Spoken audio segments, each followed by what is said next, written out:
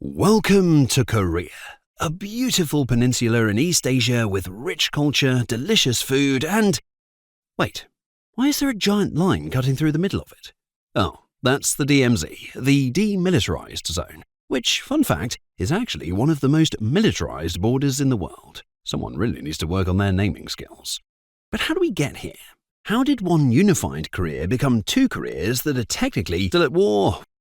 Well, buckle up, because this story involves Japanese colonialism, World War shenanigans, Cold War paranoia, and one very angry man with excellent penmanship who really wanted to reunify his country.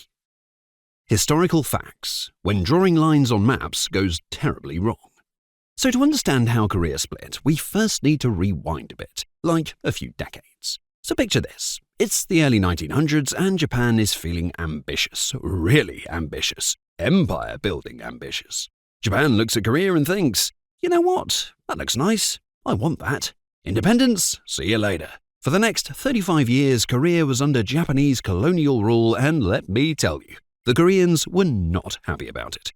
The Japanese tried to erase Korean culture, banning the Korean language in schools, forcing Koreans to adopt Japanese names, and generally making life miserable for everyone involved. Resistance movements formed, independence fighters fought back, and tensions were always at an all-time high. But then something happened that would change everything. World War II intensifies. In 1945, World War II was wrapping up. Germany had surrendered and Japan was about to face the music.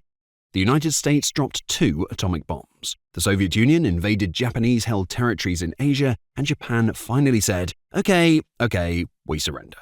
Great, that means Korea gets its independence back, right? Right? Well, yeah, but actually, no. You see, when Japan surrendered, Korea didn't just become independent. Instead, it became a problem that 2 superpowers needed to figure out. Enter the United States and the Soviet Union. Picture 2 military officers sitting in a room with a map of Korea. They need to decide how to accept the Japanese surrender in Korea. Do they carefully consider Korea's history, culture, and the wishes of its people? No, of course not. They grab a map and draw a line. How about here, says one officer, pointing at the 38th parallel, a line of latitude that conveniently splits Korea almost perfectly in half. Sure, sounds good to me, says the other. And just like that, with about as much thought as deciding where to order lunch, Korea was split. The Soviets would accept Japanese surrender in the north, and the Americans would handle the south. And this was supposed to be temporary, just until they figured out what to do with Korea long term. And spoiler alert, it was not temporary. The Cold War enters the chat. Now, remember how I said this was supposed to be temporary? Well, that plan went out the window faster than you can say ideological differences. The United States and the Soviet Union, who had been allies during World War II, suddenly remembered they actually really didn't like each other very much. Democracy versus communism, capitalism versus socialism, Coca-Cola versus, well, I don't know, Soviet vodka? Whatever. The Cold War had begun and Korea was caught right in the middle. In the north, the Soviets set up a communist government and found the perfect man to lead it. Kim Il-sung enters the arena. This is Kim Il-sung, and yes, that's the grandfather of the current North Korean leader. The dynasty starts here, folks. Kim was a resistance fighter against the Japanese, which gave him serious street cred with the Korean people. The Soviets loved him because he was a committed communist. Perfect combination. In the south, the Americans were trying to figure out their own situation. They eventually backed Syngman Rhee, a Korean nationalist who had spent years in exile and was very anti-communist. Now you have 2 Koreas, each with their own government, each backed by a global superpower, and each claiming to be the real Korea. What could possibly go wrong? Well, both leaders had the same goal, reunify Korea, but they had very different ideas about how that unified Korea should look. Kim Il-sung wanted it communist, Syngman Rhee wanted it democratic and capitalist. Tensions rose, border skirmishes happened, both sides built up their militaries, and then, on June the 25th, 1950, Kim Il-sung decided he was done waiting. The Korean War, Electric Boogaloo. North Korean forces armed with Soviet tanks and weapons came crashing across the 38th parallel. The invasion was swift and brutal. Within days, they had captured Seoul, the capital of South Korea. The South Korean forces were completely overwhelmed. They retreated and retreated and retreated some more. It looked like Kim Il-sung was going to achieve his dream of a unified communist Korea. But then the United Nations said, "Hold on a minute there, buddy." Led by the United States and including forces from 20 other countries, UN troops rushed to help South Korea. Now, the most famous landing happened at Incheon, where General Douglas MacArthur pulled off a risky amphibious assault that completely changed the tide of the war. Now it was North Korea's turn to retreat. UN forces pushed them all the way back past the 38th parallel, capturing Pyongyang and nearly reaching the Chinese border. Victory was in sight, the war would be over, and Korea would be unified under the South. And then China entered the chat. China has joined the server. Oh yes, China, fresh off its own communist revolution and seeing UN forces approaching its border, decided this was not okay. Hundreds of thousands of Chinese troops poured into North Korea, pushing UN forces back.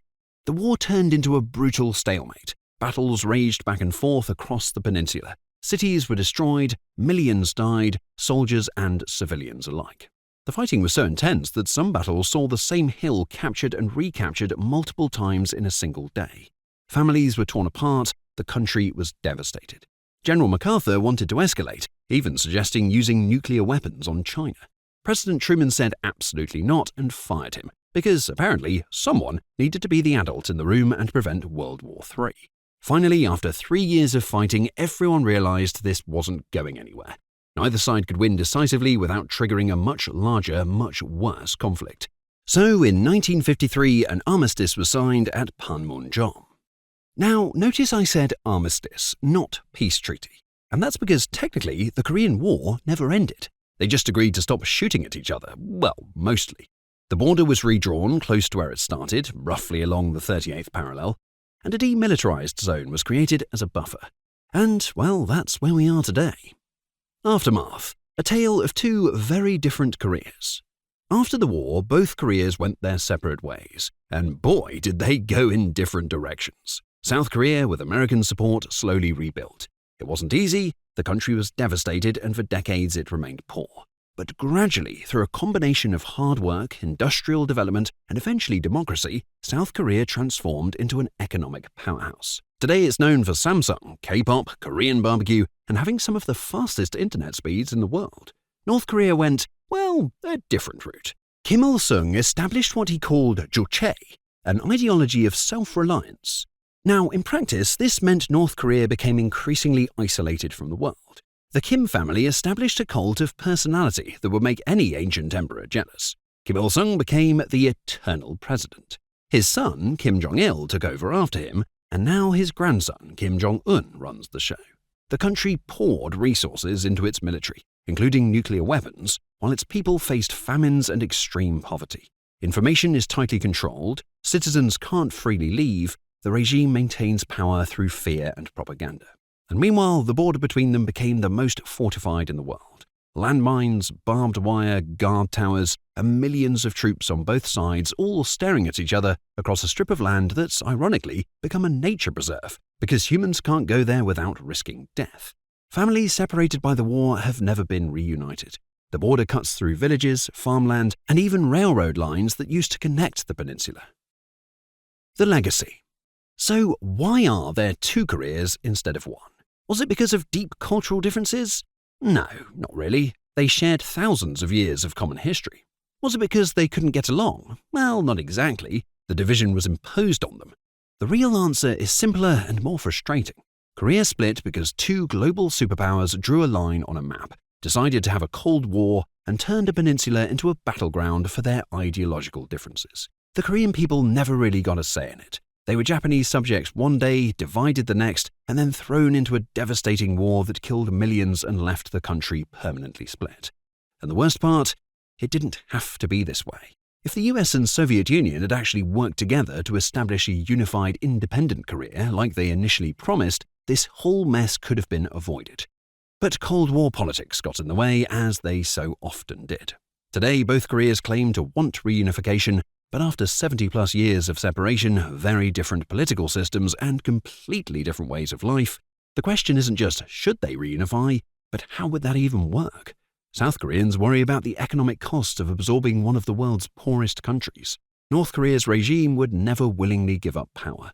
and both China and the US have strategic interests in keeping things, well, complicated. So the DMZ remains, families remain separated, and two Koreas exist where there used to be one. All because someone drew a line on a map and said temporary. The most permanent temporary solutions are always the ones we don't plan for. And that, my friends, is the story of how Korea became Koreas. A tale of colonial occupation, Cold War paranoia, superpower politics, and one peninsula that just wanted to be independent, but instead got cut in half like a really unfortunate cake at a party where nobody actually wanted cake. They just wanted to argue about who should get which piece.